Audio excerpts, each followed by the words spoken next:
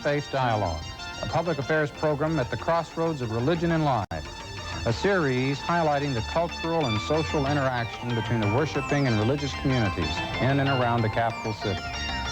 Austin Faith Dialogue is brought to you by the Austin Metropolitan Ministries in cooperation with KTVC. Join us now in Austin Faith Dialogue. Please, I pray for peace and hope for all the soldiers in the Persian Gulf, and that they will be home safely soon, and that the soldiers who are wounded will come back and become healthy and strong again. I also want to pray for the president and governments, and that they make a good decision. We are all God's children, so imagine how he feels about us killing and hurting each other. Pray for peace and that it comes soon. Amen. Hello and welcome to today's edition of Austin Faith Dialogue.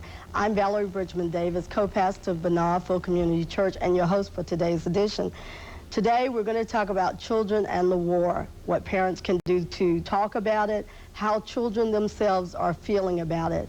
My guests today include children from St. David's Episcopal Church and Donna David Campbell, who is a counselor with New Life Institute, and Elizabeth Gibson, who is the Christian Ed Director for St. David's Episcopal Church. Welcome to you both for being with us, and to all our children who are with us. There are some other children kind of laying around in the studio, and so if you hear noises, it's probably them. Today is January 30th that we are taping this show. We don't usually mention the tape date, but today, ground troops began being engaged exactly 2 weeks after the first storming of the walls, so to speak. And so that might be important as we talk about how it's affecting us here in the U.S. and perhaps around the world. Welcome to all of you again.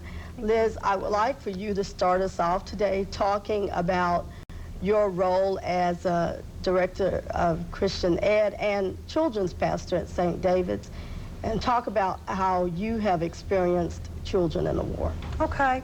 Our kids have been pretty much responding to the war situation since this summer. We started writing letters to the troops and really encouraging the kids to pray for the troops. But 2 weeks ago, we had about 50 kids, and we have 3 children's choirs, and they were all meeting, and we were having our supper when the news came over the radio that the war had begun. And these kids were there that Wednesday, and I had the task of telling them that the war had started, and we had been talking and dialoguing about that, and we proceeded to pray and then continued to dialogue about that, and came up with a prayer service for peace and justice the following Saturday, which the children actually participated and led with me, and that was very exciting. In fact, the opening prayer we had by Hallie Easley, is that how you say your name? Came out of that experience on Wednesday night and Saturday.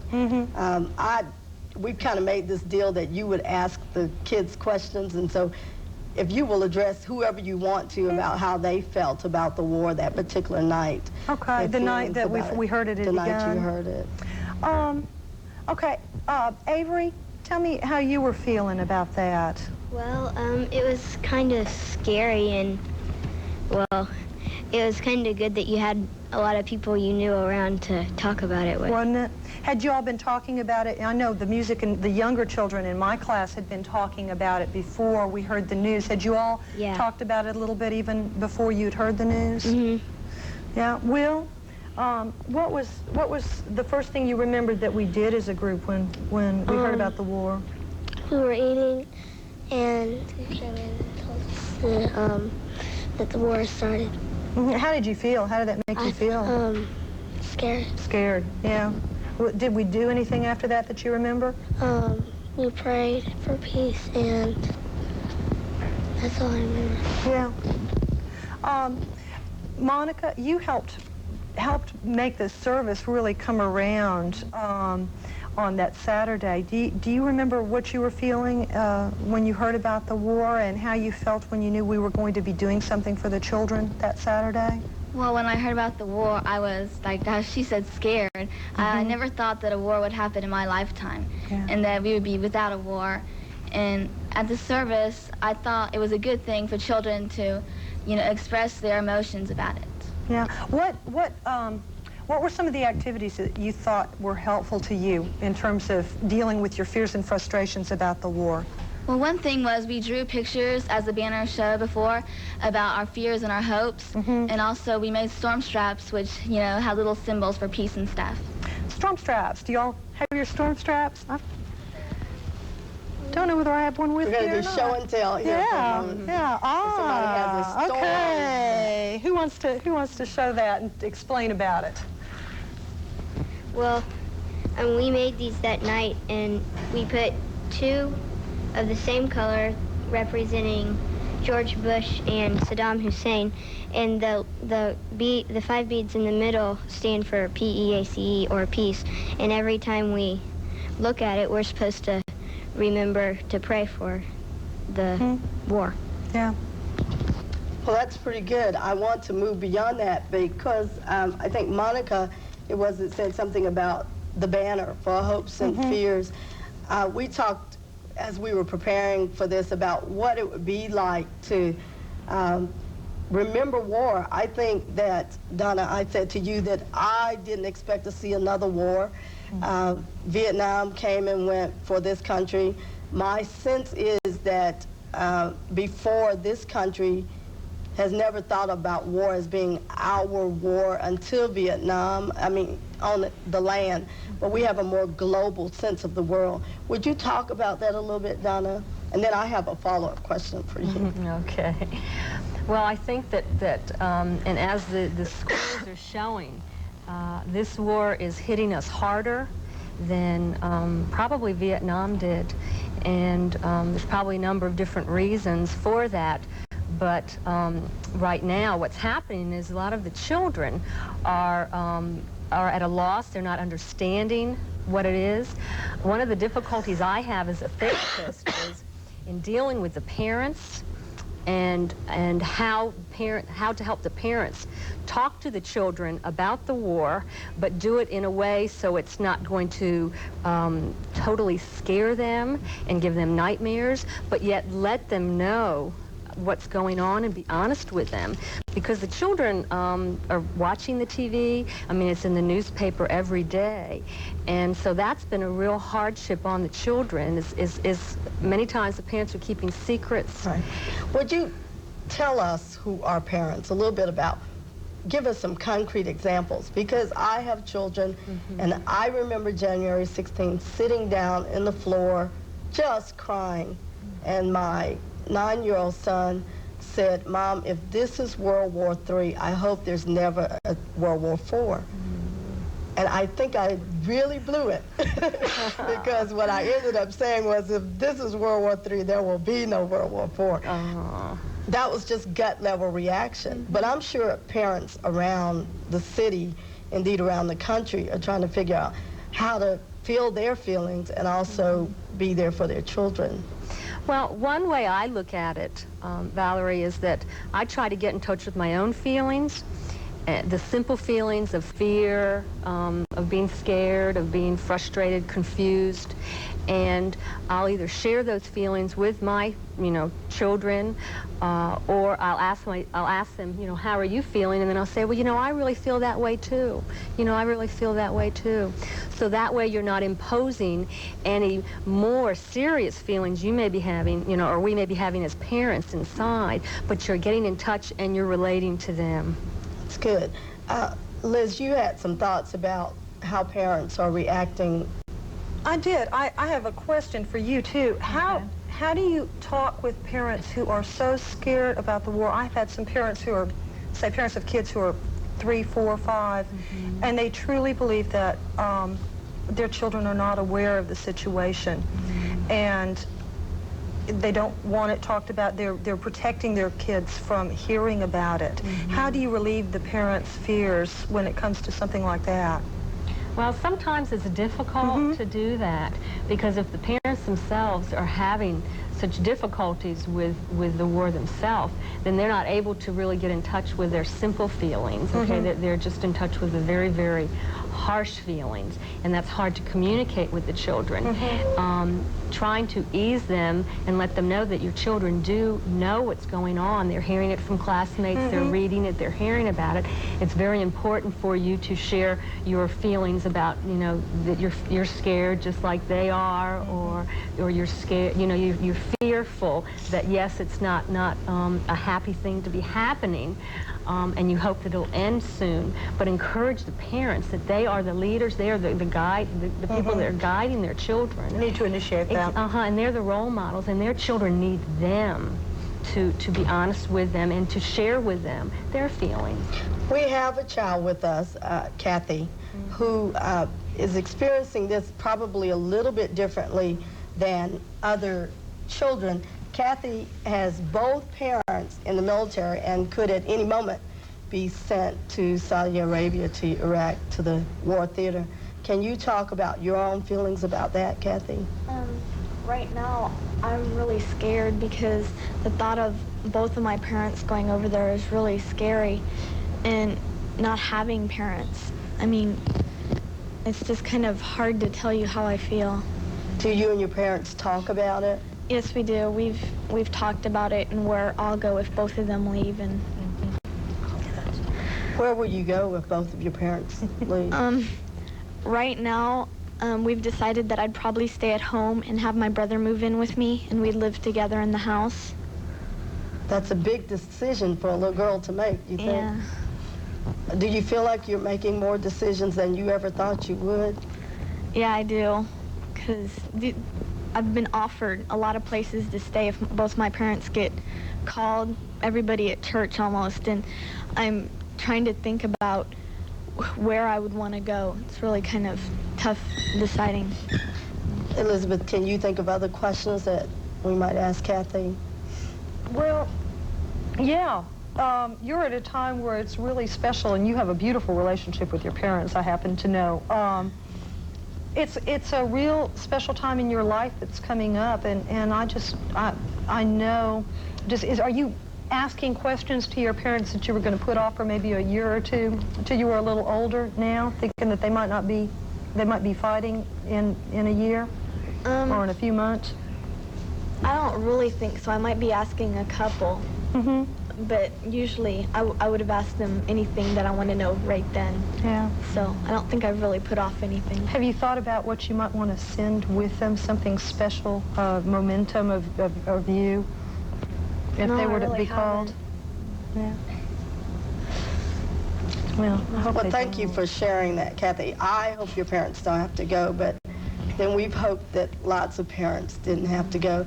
That is something different about this war, Donna, that parents of both gender are going, and I know there were women in Vietnam, and I don't want to say that there wasn't, but I don't think that as a country we were as aware of the female presence as we are the war in Iraq. Can you talk a little bit about how that might be affecting? Well, I think you're right about that, Valerie. I think that more women are going over now to help fight this war, and the difficulty that the children are facing in just like that, our case right here, is that both parents may be going, whereas the other wars that we have been familiar with, maybe the one parent would go, you know, usually just the father. And even though that was very difficult, and I'm not saying it wasn't, to have both parents of children being taken away makes it that double impact on the child, and that much harder an adjustment for the child when the parents go, or just fearing that the parents may go, and that it just makes it that much harder when the mother has to go also. That's an interesting point. I had a child this afternoon in my class, a 5-year-old who his parents are not in the military and are not going to be going, and when we asked who had someone to pray for, we were mentioning people who had been sent, and she says, "Oh, my daddy's going to go." he's going to be gone, he's going to be called, and of course he was not. But she was sure in her mind that he was going to be the next one out. I think, and we talked some about, I won't mention the name of the show, but a show that was designed to kind of educate children. I think the war is larger than life, not just simply because it's, well, yeah, because it's in the papers every day and it's on TV, but this is really in living color. Even, I think, in a way, Vietnam wasn't. I mean, I'm not... It's very oppressive. It seems to really be invading everything that we do. Churches, synagogues, mosques, other religious entities, faiths, cannot afford not to deal with this. Can the two of you talk about what faith traditions might do to kind of help not only our children but our parents through this? Did I stump you? Well, in terms of prayer, I think, you know, prayer tends to change how we are and who we are, and becoming more of who we are. And the prayer that goes with the storm strap is a prayer that can be prayed by Iraqi children, Jewish children, and our children. And I think that's very important, that instead of praying to win, instead of praying for your side, you pray for all concerned. You pray for all the children, not just our children. And I think that's been a real emphasis in our worship and concerns with the war.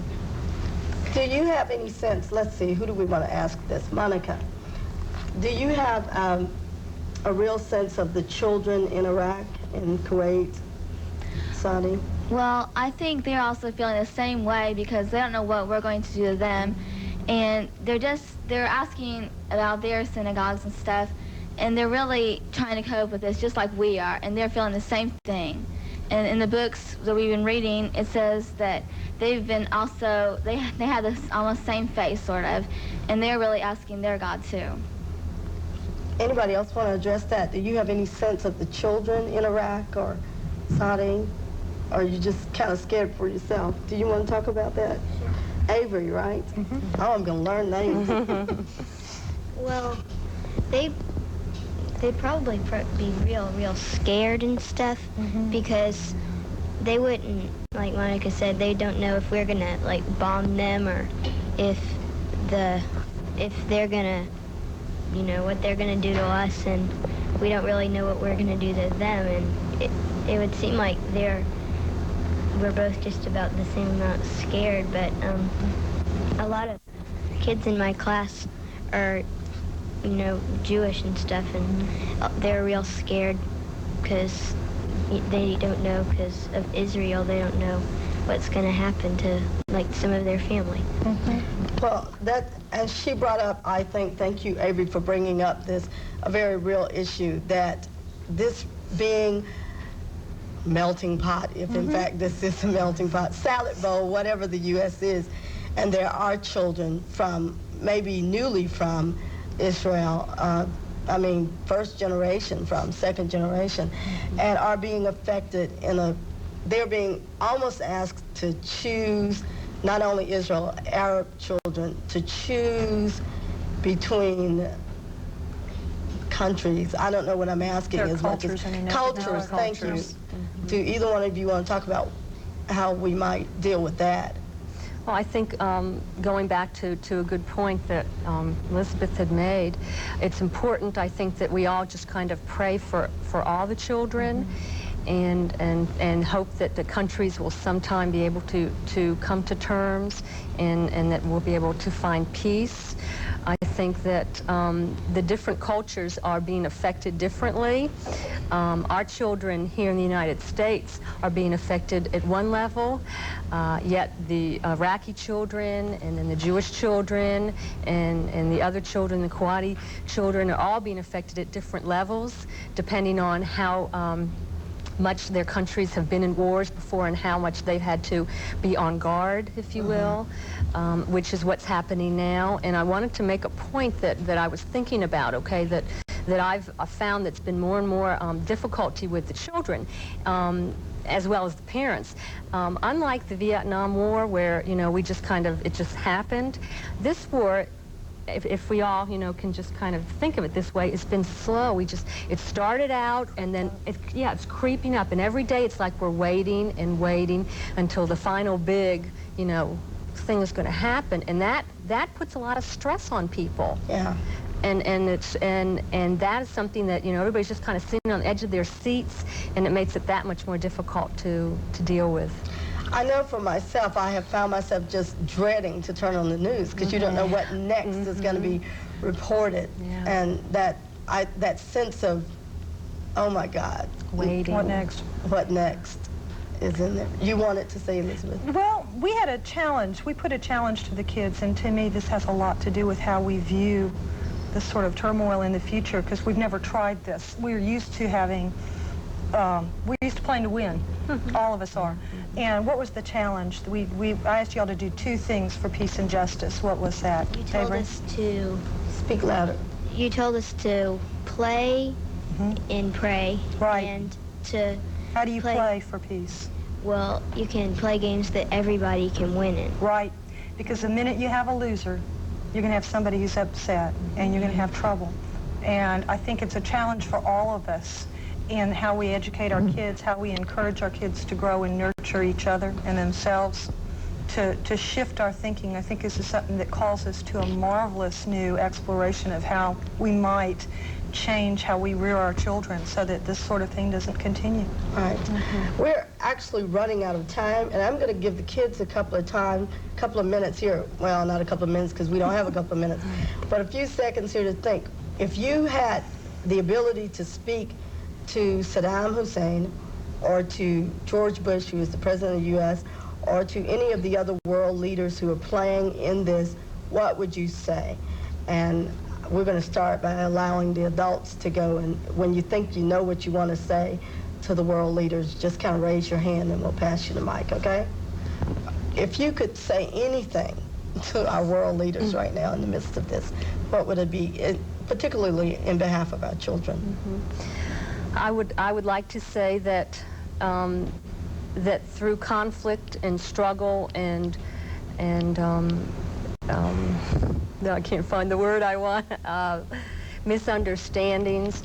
I don't think that there needs to be one person in control. I think that everyone working together can bring peace and happiness. Liz? Well, I think actions speak louder than words, and our action in terms of either Bush or Saddam Hussein would be that we're praying, and we're praying that wisdom and love of life override love of special concerns. All right. Anybody ready? Okay, Will's ready. I would say that I don't really want anybody to win or lose. I just want the war to end. All right. Avery?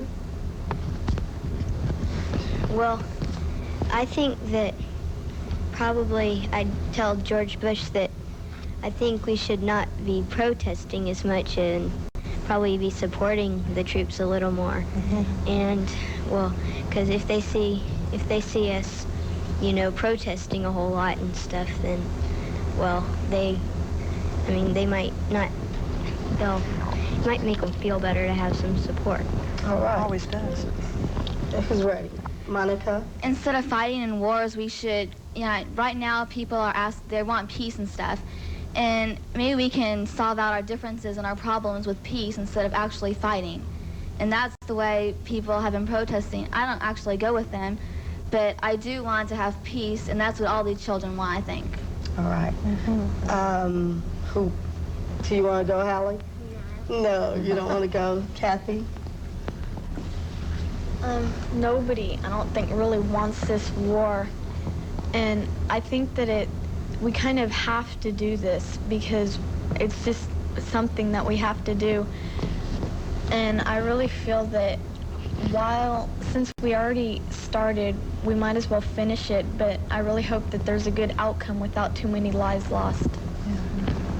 Thank you all for your input and for your sharing of your fears. And as we go, just a little bit about the children's hopes. I think that someone said to me that their hope was that these war tools would in fact become pruning hooks, that to use the scripture out of the Hebrew scripture, that we wouldn't, in the words of the Negro spiritual, study war no more. There's some sense that we all hope that every generation, and yet here we are. I guess if I would say anything to the powers that be, it would be that these are our children and we care about them. They're worried about being bombed here, but children in Iraq and in Kuwait and Saudi Arabia, it's a reality, and in Israel, it's a reality for them. I really pray for peace and hope that the seeing of these faces, the hope of our future, will propel us on to seeking it. Thank you, Donna, David Campbell, and Elizabeth Gibson, for your input and your insights here, for all of the children of St. David's Episcopal Church who came and participated, for those who held the banners for us earlier, and for the parents who came to keep the rest of them quiet. I'm thankful. I'm Valerie Bridgman Davis on behalf of Austin Faith Dialogue, thanking you for being with us today and inviting you to be with us this time next week at the same time. Peace.